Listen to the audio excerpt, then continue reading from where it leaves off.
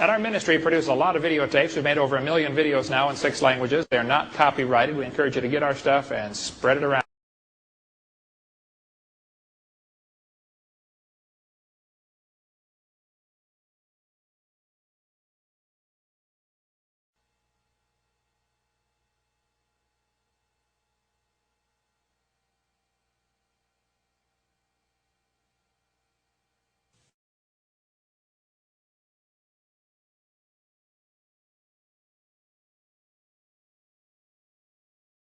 Tonight we're going to cover, our videotape number 3 is all about dinosaurs. Where do they fit into the Bible?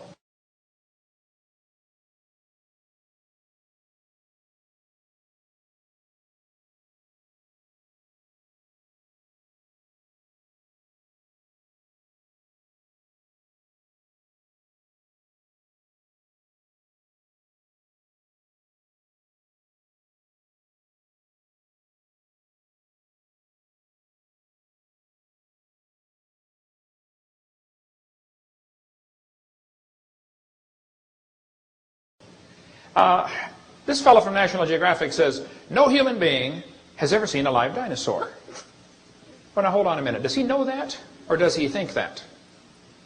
In order to know that, wouldn't he have to know everybody that ever lived?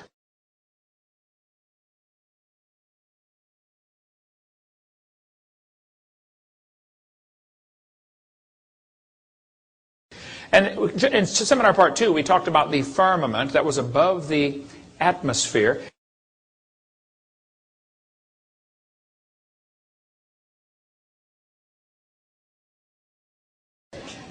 Now, during this time, something very strange would happen to the reptiles, because reptiles never stop growing.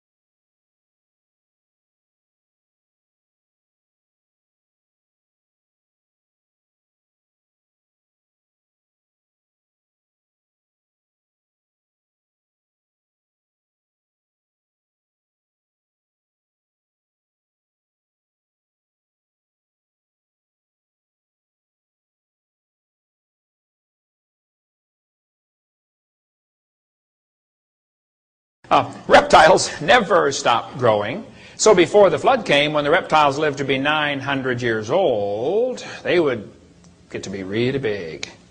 Dinosaurs were just big lizards that lived with Adam and Eve before the flood came.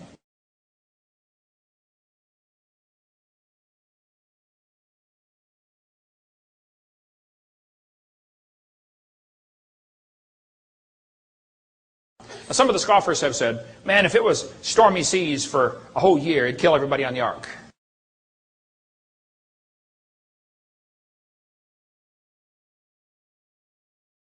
And he only had to bring 2 of every sort, not 2 of every species. So that's where people get all confused about this. God told Noah to bring them after their kind, after their kind, after their kind, 2 of every sort. 7 of some, of course. Just 2 generic animals of each kind, and only those in whose nostrils was the breath of life, and only those on dry land. Noah didn't have to bring any fish. They had plenty of water outside. And he didn't have to bring any bugs, by the way, because bugs don't have nostrils. They breathe through their skin, through spiracles.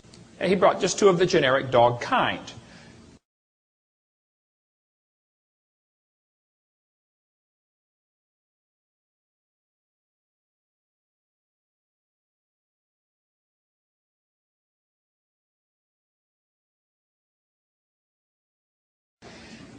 Probably the horse and the zebra had a common ancestor. I wouldn't argue about that.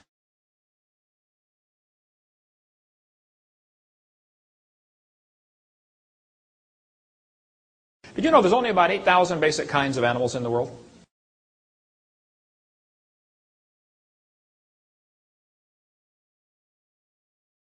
And how big was the ark anyway?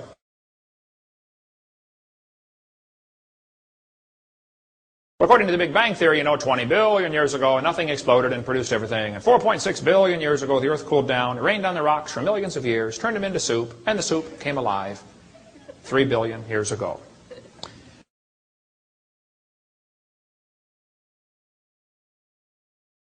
One skeptic said to me one time, he said, "Hovind, did you realize there are hundreds of kinds of dogs in the world?" I said, "Yes, sir, you're right about that." He said, "Do you think all those dogs came from just 2 dogs on Noah's Ark?" I said, "Sir, would you look at what you believe? You believe all the dogs in the world came from a rock."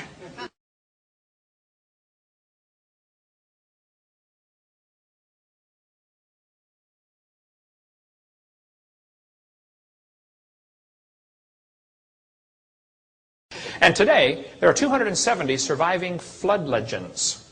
The Hawaiian have a legend that says, long after the death of Kunihana, the first man, the world became a wicked, terrible place to live. There was one good man left. His name was Nu'u.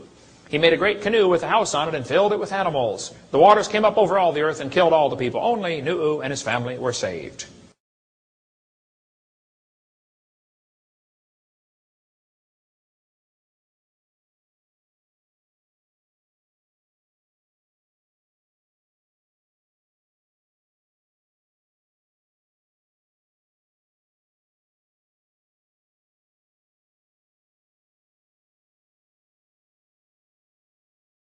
The Chinese have a legend called the Hiking Classic, probably one of the oldest stories in the world. The Hiking Classic says Fuhai is the father of the Chinese civilization. The story says Fuhai, his wife, 3 sons and 3 daughters escaped a great flood. He and his family were the only people alive on earth. After the flood, they repopulated the world.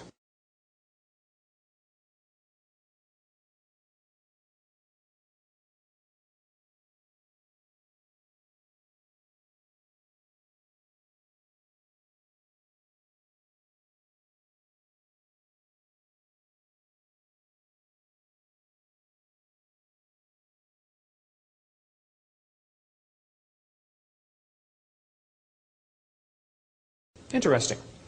Sounds kind of like the Bible story, doesn't it?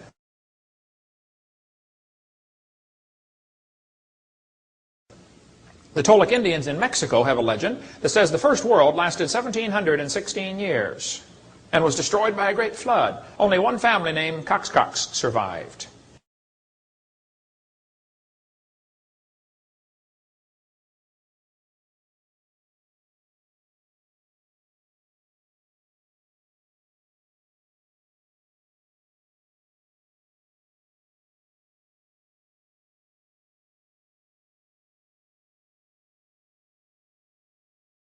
Why would there be 270 flood legends?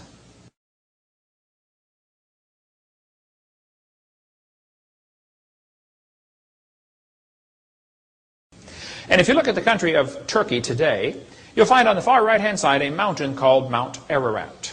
On a Turkish map, it's called No Ungumshi, which means Noah's big boat in Turkish. There's a sign, No Ungumshi, 5 kilometers this way.